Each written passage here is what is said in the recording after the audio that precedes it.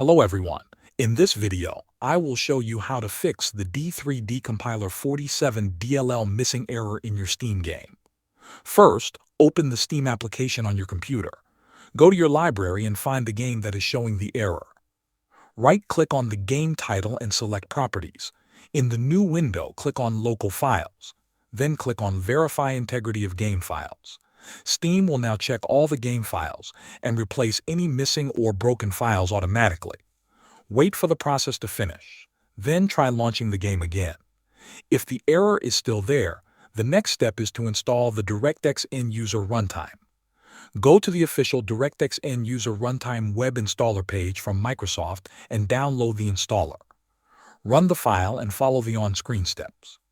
This will restore missing DirectX components. If the problem continues, you can try placing the DLL file manually. Download a trusted copy of the D3D compiler 47 file from a reliable source.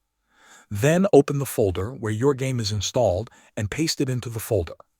After completing these steps, restart your computer and launch the game again. The error should now be resolved. Thanks for watching.